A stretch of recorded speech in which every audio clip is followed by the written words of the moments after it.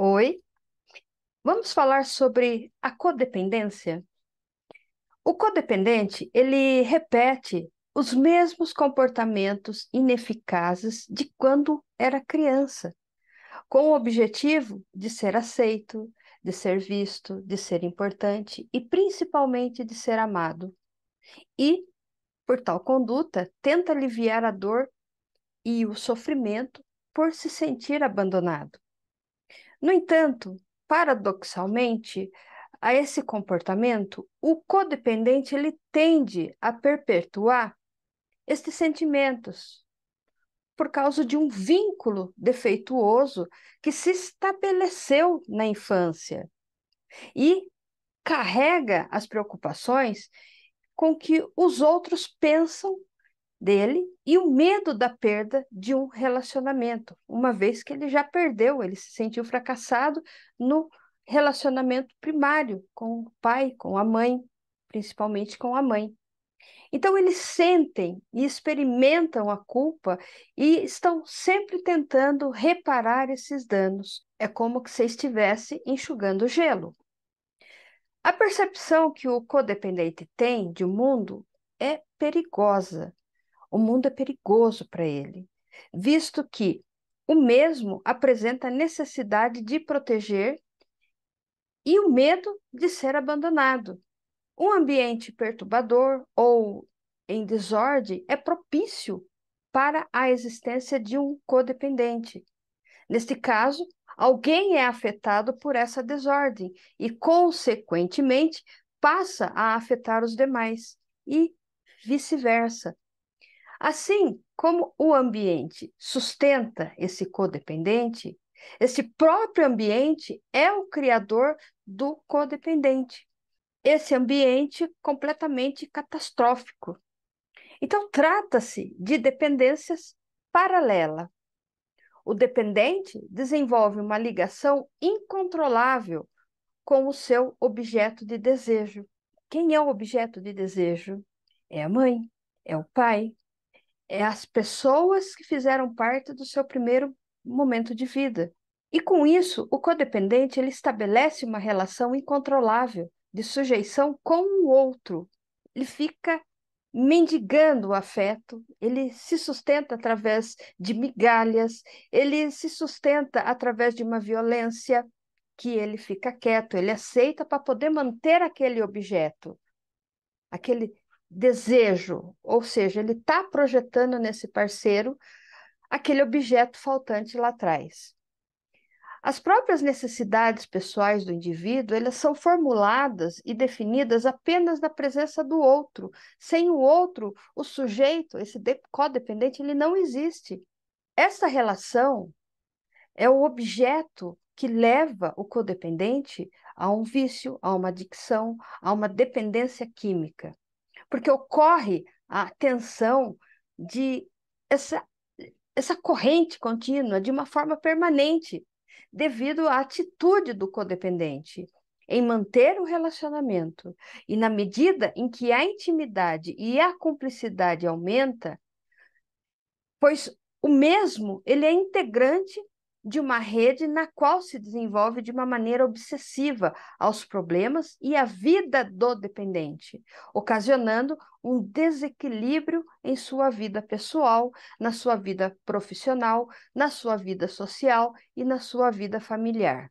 Nesta condição, o indivíduo ele depende da aprovação e da capacidade de se controlar, assim como controlar também o outro, além de frequentemente se preocupar com pessoas que apresentam características de estabilidade.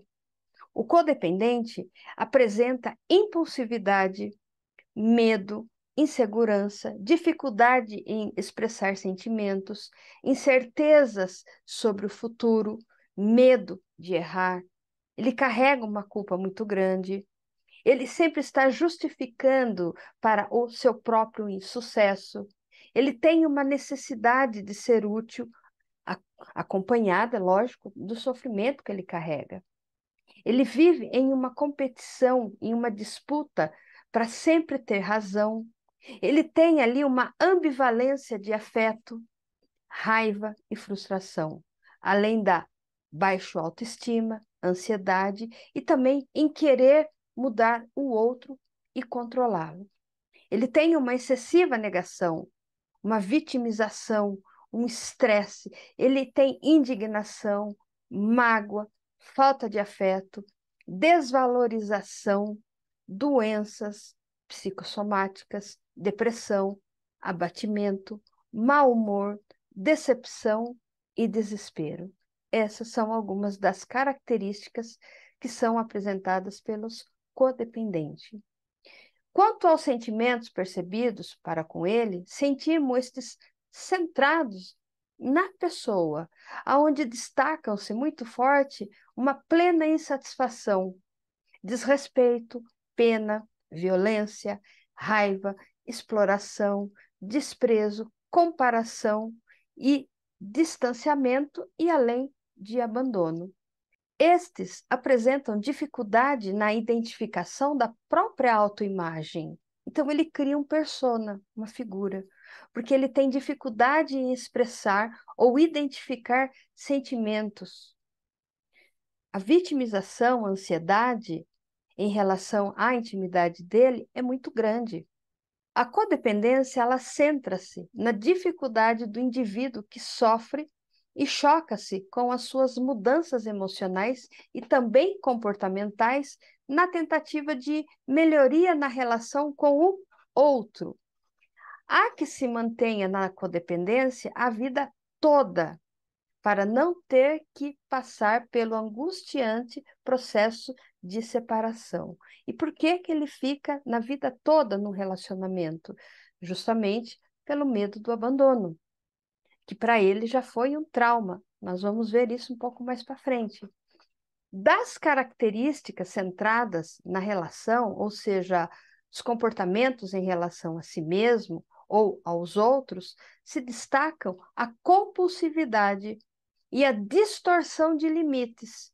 Eles assumem indevidamente a responsabilidade recorrente, assumem relacionamentos com pessoas conturbadas e podem ser vítima também desse abuso físico, sexual, psicológico e entre outras coisas que a gente sempre está vendo aí nas mídias.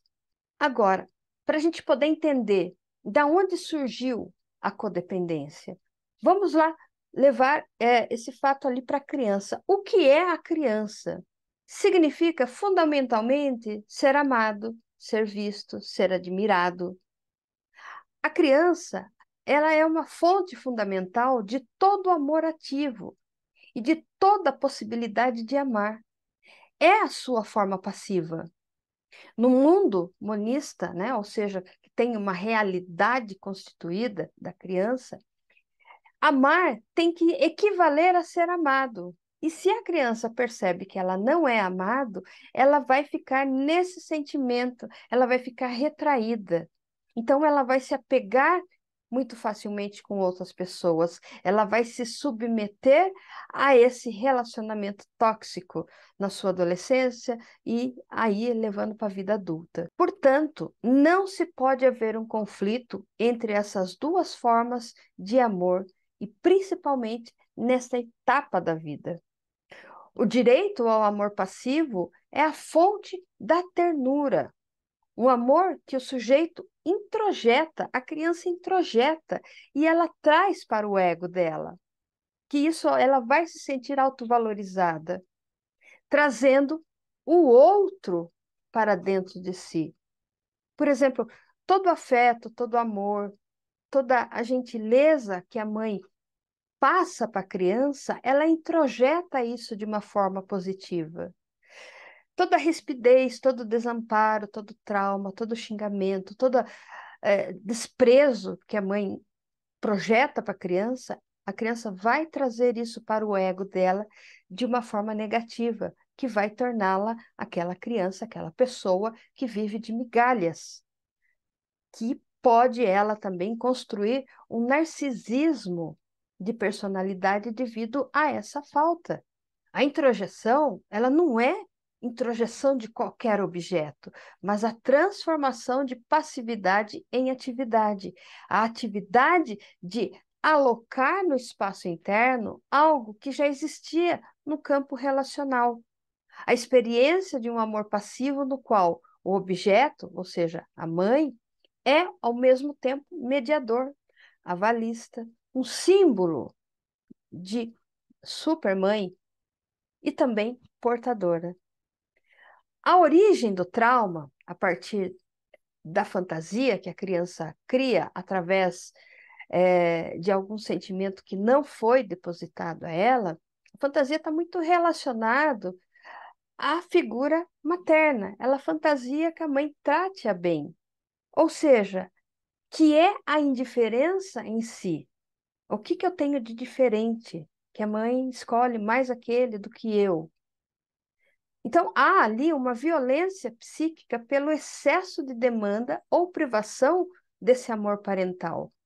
Ou seja, o trauma, ele só se instala realmente porque as instâncias de mediação entre os dois jogos de linguagem falham, sendo eles, quando se abandonou qualquer esperança de ajuda por parte, ou seja, de uma terceira pessoa, e se sente as próprias forças de autodefesa totalmente esgotada, e que nada mais resta senão esperar pela clemência do agressor.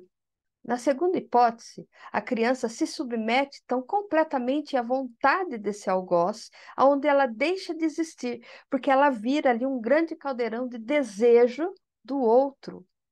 Portanto, ela não vai se opor a isso, porque é, ela tem a expectativa daquele algoz conceder e salvar a vida, e é por isso que ela vai viver de migalhas. Quando eu falo que a criança é um depósito de caldeirão de desejos, porque veja bem, a mãe, quando ela está grávida, em muitas situações, a primeira coisa que ela quer é ir fazer ultrassom para descobrir o sexo. A criança nem nasceu, a criança já tem nome, já tem uma profissão, já tem um time de futebol, já tem ali um futuro marido, um futuro esposa. A criança, ela não viveu a vida como ela deve ter. Ela não passou porque ela é repleta de desejos de outros. Ela não experienciou o que ela poderia emanar de si mesma, da sua própria essência. E isso gera um trauma. Ou seja, nós vemos hoje muito assim em clínica as pessoas que estão travadas. Por quê? Ela está num relacionamento que ela não quer, porque ela está com um namorado, porque a mãe que achou interessante. Ela está numa profissão que ela não quer, porque ela está seguindo a profissão do pai. Ela mora num lugar onde ela não gosta, por causa de situações adversas. Então, ela não tem a sua vontade. Porque se ela fizer tudo aquilo que ela tem vontade, ela vai anular automaticamente os desejos dos outros. E para ela não anular e continuar a pertencer nesse grupo, ela vive como essa pessoa com vazio existencial. Ela vive essa pessoa que vive na expectativa do outro, no desejo do outro, anulando as suas vontades, porque ela não quer ser taxada como a ovelha negra da família, a esquisita da família. E isso gera um trauma. E o que que é o trauma? O trauma é quando quebra alguma coisa de muito importante no sujeito. Após sentimentos de irrealidade e perplexidade, é, instalam-se um tipo muito particular de submissão, através de um mecanismo de identificação com o agressor. Vamos poder chamar isso de uma síndrome de Estocolmo. Quantos cases nós não vemos em clínica?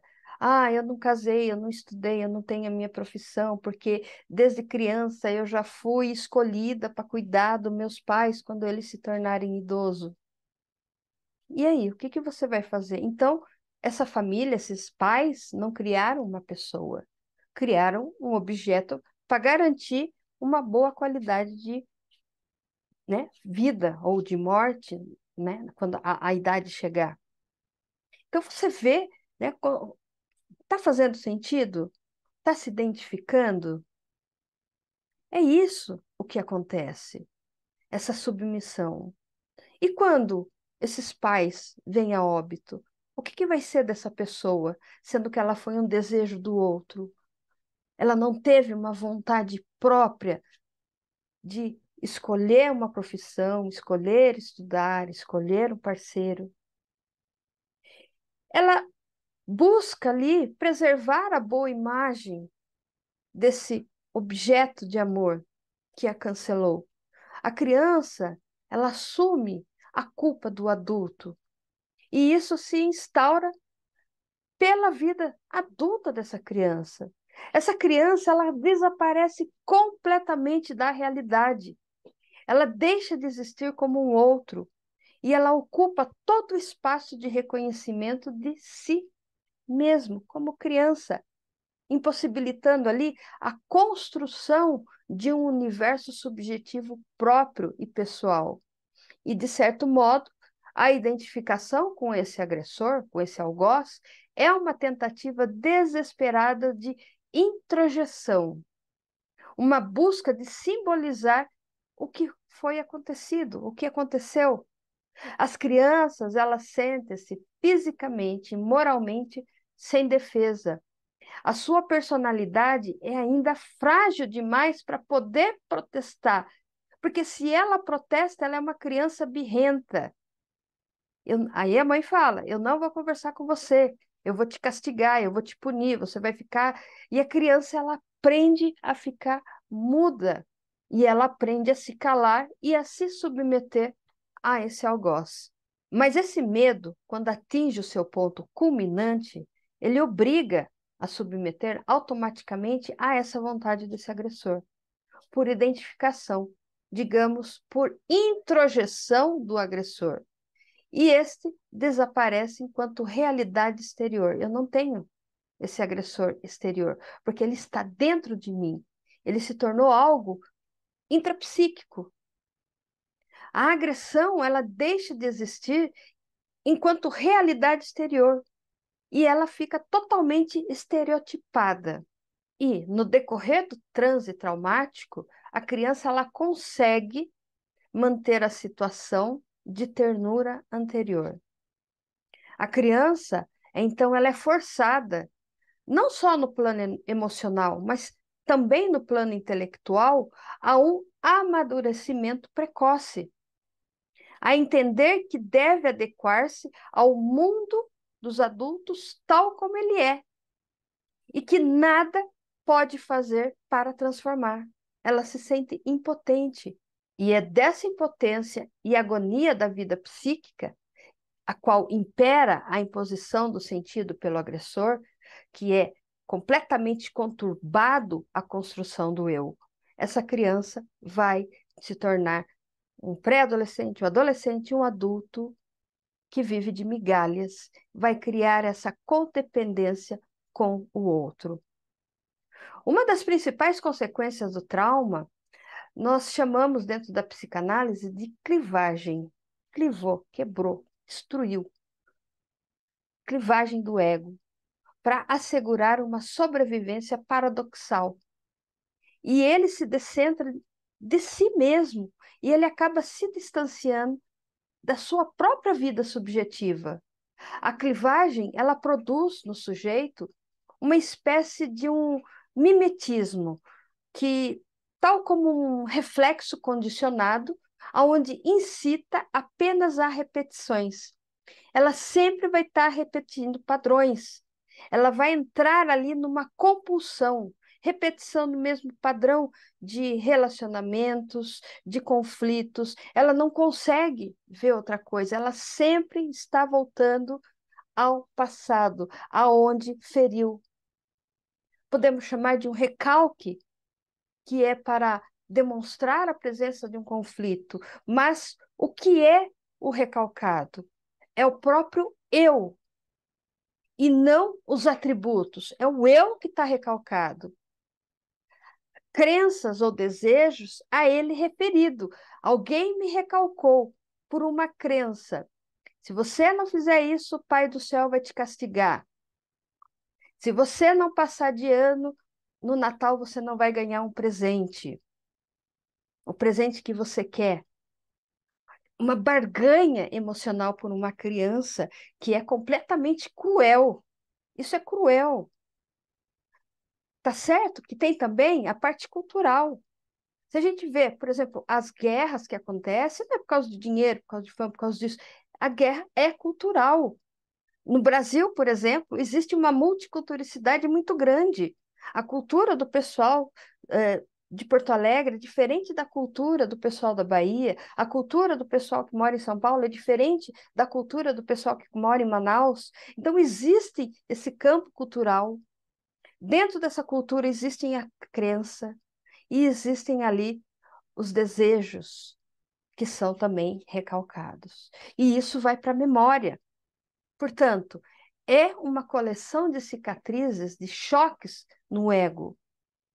O pavor dissolve tão totalmente a rigidez do ego, ou seja, a resistência, que o material do ego torna-se como se fotoquimicamente modelável. Só parece. E, de fato, ele é sempre modelado pela excitação exterior que foi recalcada. Em lugar de se afirmar que é o mundo exterior, né? Um desejo estranho. Por que que é um desejo estranho? Porque não é o seu desejo. Você já é um caldeirão de desejos alheios. E isso vai se afirmando ali às suas custas. Ou você faz o que está nesse caldeirão, ou você vai ser essa ovelha negra. E isso vai se impondo a si, aonde vai recalcando cada vez mais o ego.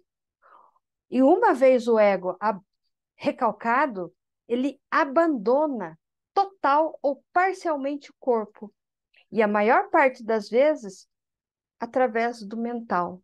E observa-se desde o exterior ou do alto o destino posterior do corpo, sobretudo os seus sofrimentos, que vai psicossomatizando. Mas cabe lembrar que isso não implica necessariamente uma frieza ou uma insensibilidade por parte do sujeito traumatizado, porque ele é, antes de tudo, desconectado daqueles afetos que dão sentido à existência e ao trauma, e por isso apresenta, inclusive, um estranhamento extremo ao reconhecer que alguns sentimentos e sensações lhe dizem respeito. Por exemplo, uma roda de conversa, você está aqui, a pessoa está dando risada, você vai imaginar que estão falando de você.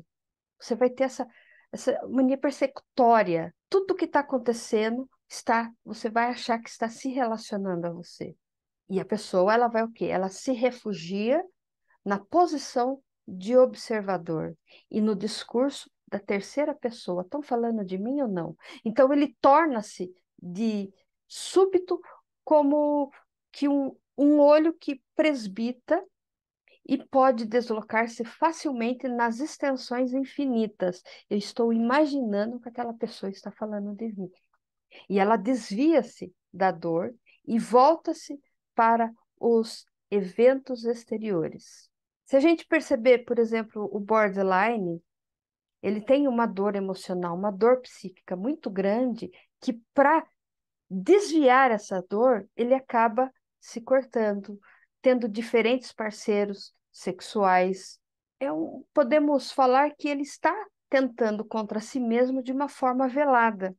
A pessoa, ela divide-se num ser psíquico de puro saber que observa os eventos a partir de fora e num corpo que totalmente não existe.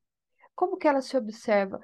Parece que não existe o corpo, apenas o olho que está observando tudo o que acontece. Ela não existe, ela já foi anulada lá na infância. Então, ela é aquela pessoa, é aquele olho que fica ali observando tudo, sobrevivendo de migalhas, sobrevivendo de migalhas afetivas, migalhas amorosas, se é que a gente pode chamar, sobrevivendo a um relacionamento tóxico, sobrevivendo das piores misérias humanas. E isso incide todo o seu interesse no único sentimento que subsiste de todo o processo, isto é, o que o agressor sente, passando aí por uma posição masoquista. Não importa se o agressor que me causou um dano, ele está mal, é por causa de mim. Então eu assumo essa culpa desse agressor.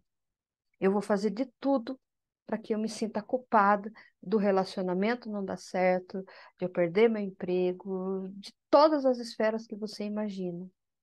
Porque, ao ser recalcado pela linguagem da paixão, pela linguagem da ternura, essa linguagem que foi violentamente clivada do eu, não podendo mais ser reconhecida por estes sujeitos, percebe-se que, embora eles não expressem qualquer sentimento terno em relação a si mesmo, eles costumam apresentar uma grande disposição para a solidariedade e principalmente ao cuidado do outro, porque eles se anulam completamente. Então, eles estão ali servindo e esperando viver de migalhas.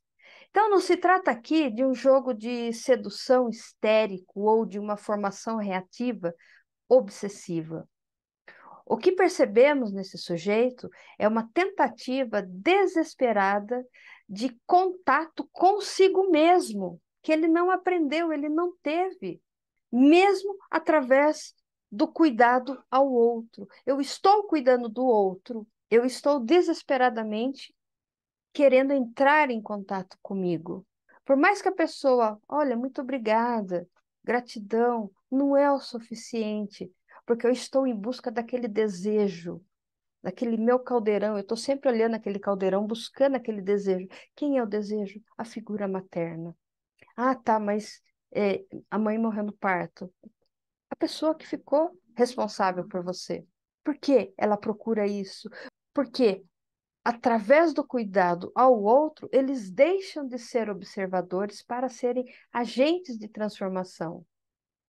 O desamparo do outro é a única via que essas pessoas encontram para entrar em contato com o seu próprio desamparo. É um dos poucos vestígios perceptíveis desse trauma. O outro, neste caso, não é o outro, é o que outra hora foi si mesmo, necessitando urgentemente de ser reconhecido por um adulto como desprovido de suprimentos básicos do ambiente o qual ele nasceu, ele cresceu. E essa forma particular de expressão da ternura não sucumbiu ao modo desafetizado próprio do funcionamento do observador. Se nós caracterizarmos a ternura como uma modalidade de expressão do desejo relativamente independente, podemos sugerir que no traumatizado a culpa se dirija eminentemente a desejos ternos, desejos maternos. Se a culpa, pelo mecanismo de identificação com um agressor, ocupa um alto posto na hierarquia moral do sujeito, sendo impossível manter-se neutro diante dela, o único desejo reconhecido pela criança como capaz de ser imputado como o seu móvel é o desejo mimético de ser.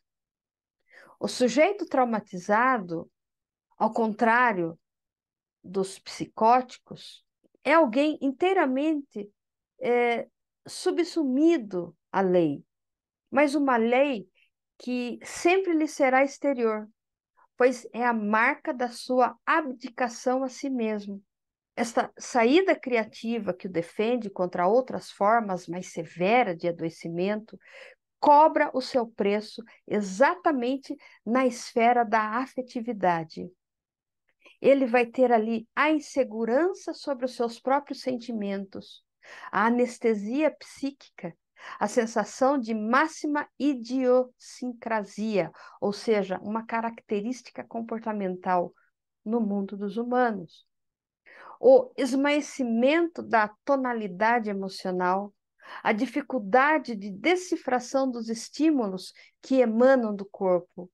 Essas são algumas das formas de sofrimento por quais passam essas pessoas codependentes. Este sofrimento que, segundo elas, poderia ser redimido por um neném sábio que habita dentro das suas mentes, ou um bebê híbrido, adulto-criança.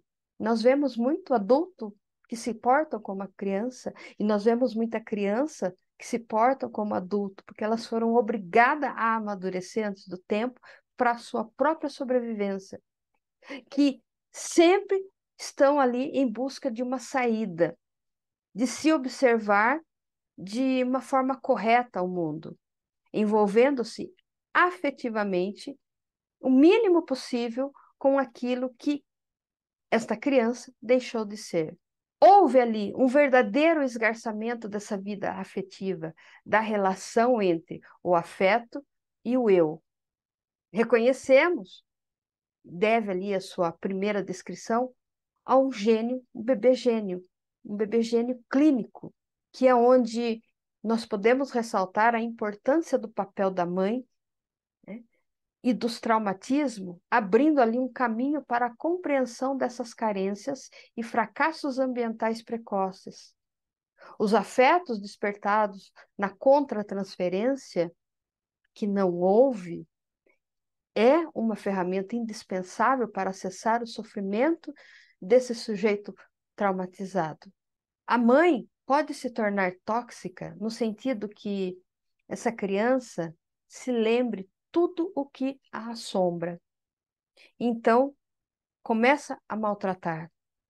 Aquela criança, ela é uma personificação do que ela odeia, ali no caso da mãe, mas ela ama, porque se eu falar que eu odeio, eu posso ser punido. Dessa expectativa, é, não consegue ser quebrada. Como que eu posso conseguir quebrar essa expectativa? Através de uma procura de uma ajuda clínica. Como vemos, nós estamos aí submersos a um caldeirão de problemas causados pelos desejos, não os nossos desejos, desejos do outro, como eu já expliquei, que foram introjetados em nós. Aquela criança que ela é obrigada a fazer os caprichos dos seus pais, aquele adulto que ele é obrigado para ele se manter, para ele pertencer àquele clã, ele precisa fazer algumas coisas de forma narcísica, o que seus pais ou tutores querem. O primeiro passo para a gente sair dessa codependência, soltar esse caldeirão, é entender que tudo esses desejos não pertence a você, não pertence a eu, pertence ao outro. Você precisa largar esse caldeirão de desejos e começar a pontuar o que você tem vontade e por que você não faz. Porque quando você começa a exercer a sua vontade, você vai soltando esses desejos que são do outro. Você tem vontade de chupar um sorvete? Vai, pega esse sorvete. Eis o motivo das procrastinações, por causa dos desejos do outro. Você está fazendo uma coisa que você não gosta, você trabalha numa coisa que você não gosta, você está no meio de pessoas que você não gosta. Então, fazer a sua vontade já é você tomar as rédeas da sua própria vida. A lei, ela é feita da tua vontade. A lei é a do amor. O amor sobre a tua vontade. E não há mais a lei. Então, faça a tua vontade e não o desejo do outro. Se você pega, por exemplo, na internet, você entra num site, tem lá lista de desejo, mas realmente é aquilo que você quer? Tem certeza? Faz a sua lista de vontade. Faze o que tu queres e será o todo da lei.